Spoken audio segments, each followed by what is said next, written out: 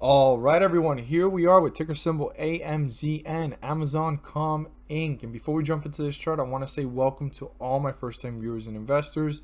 Welcome to my channel, Invest for Tomorrow. To all my subscribers, welcome back, and let's jump into this chart. So Amazon has actually had some volatility here of ups and downs, but every time hitting a newer low, and this is the first time that they finally hold themselves up above the 50-day moving average after slightly falling. So we're still in bullish territory at 31.9962.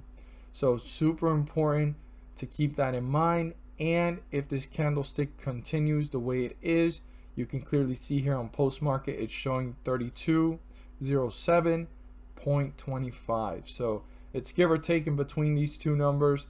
But right now, that's where it's leveled off. It might turn into that according to the average of the next 30-minute frame and where it's at right now moving.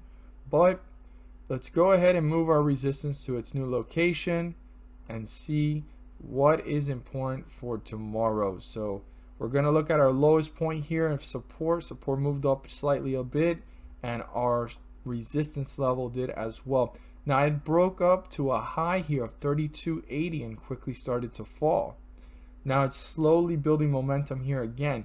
If the bulls keep this traction and they break through this resistance that I'm about to talk about, this could be well on its way to newer highs. And excuse me for that terrible arrow, but on its way to newer highs and resistance levels, pulling further away from the 50-day moving average. So we're going to look at this closely now on what's important for tomorrow. So 50-day moving average, I'm going to round it up or down, whichever one it shows closer to, because it's 31.79 and it's 31.79.95. So just to round it up, it's 31.80. Like it's literally 5 to 20 cent difference. It's 31.80, and 31.80, if that gets broken through, we're in bearish territory. As long as we stay above it, we're in bullish territory. So the bears don't want this to happen, since the fact that the bulls already got over the 50-day moving average. But for the bulls to continue this run, they need to break through resistance. They can't hang out sideways.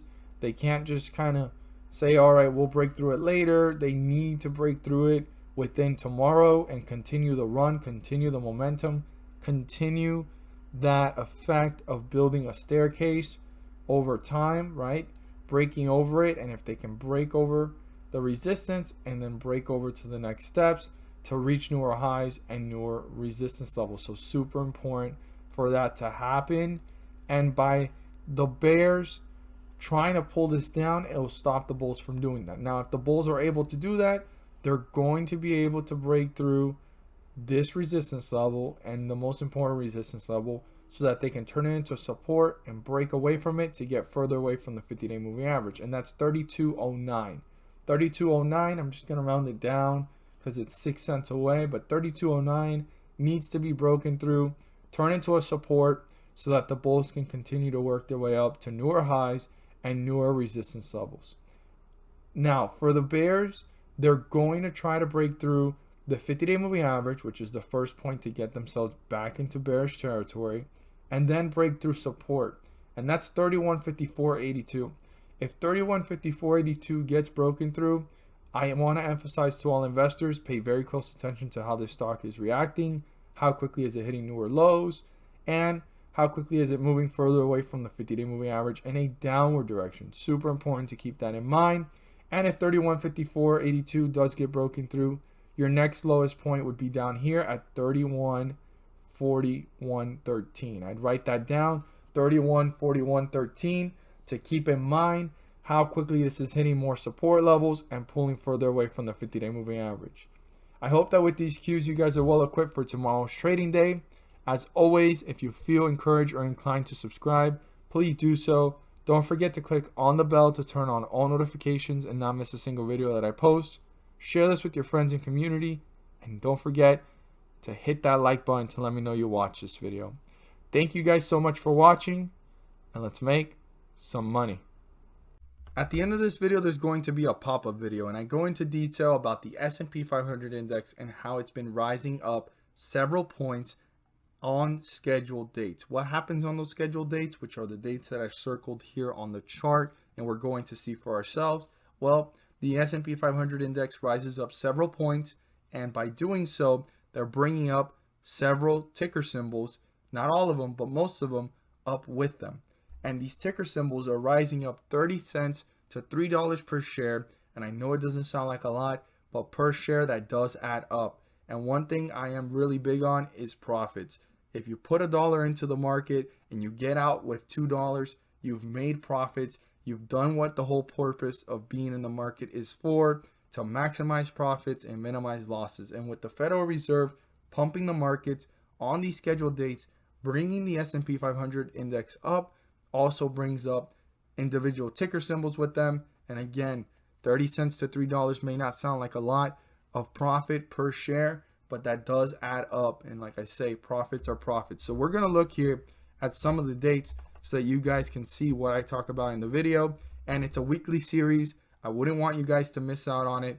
Definitely click on the video as it pops up at the end of the video and check it out. But here we are with one of the first pumps in the scheduled dates pumps. So the first one, since the last time that they had released this, they released this on September 14th, and the next one's coming up on October 14th, which is like a week from now.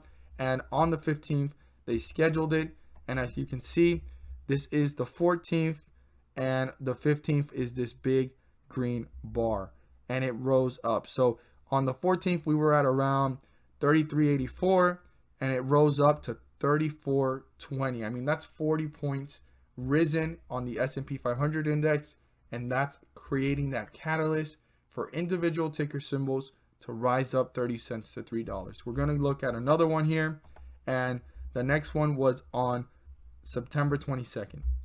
And here we are on the 21st, after falling from that last pump, and the market had been falling, and you could see that there is volatility on every single day of the market before the dates of the pumps, but on the dates of the pumps are the days that the most green happens, for the most part. Not every time, but for the most part.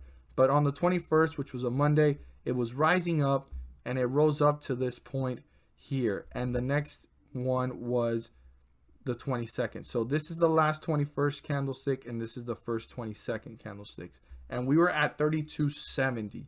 This one rose up all the way up here to this point right here. This was the last 22nd candlestick to 33.19. I mean, if we go back, we were at 32.70, 33.19.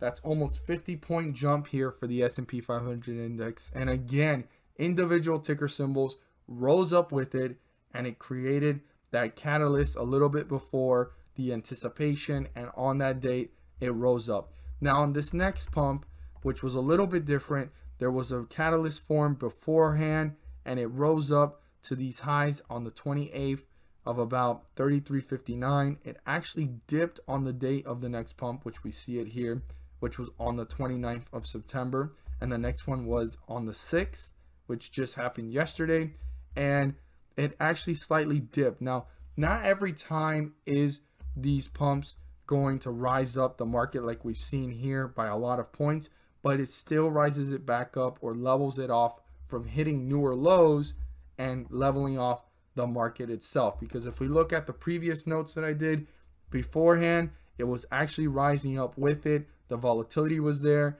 but you were able to buy, like for example, how we bought here on the 15th and it rose up. Well, it's been falling and then very volatile here, up and down. Beforehand, you can buy at the beginning of the scheduled pump dates and hold a couple weeks and ride out several pumps, and you were going on your way up. But right now, even as the market's going down, it's a great opportunity to take advantage of the fact that the Federal Reserve is pumping the markets, and there's an opportunity to make profits. So here we are on the 29th, and it fell to lows of 33.28, and it rose up to these highs here of 33.49. I know it doesn't sound like a lot, but that's still a 20-point jump after dipping and recovering, and then it continued to work its way up to newer highs. Now here on the 6th, which on the 5th it started to rise, it leveled off. This is the last candlestick of the 5th coming up right now, and we're about to see it here. Yes, this is the last candlestick of the 5th, and it rose up and all the way to the last candlestick of the 6, it rose up another 20 points. I mean, we're down here and it ended up around here. So right now, something I'm noticing is that these pumps are creating less of an effect on the market, but it's creating that upward direction from falling to newer lows, but it's still helping the market rise up.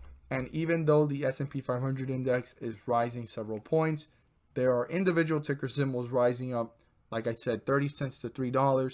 Check out the video. I go into more detail. I don't want you guys to miss out on this great information. Click on it, and thank you guys so much for watching, and let's make some money.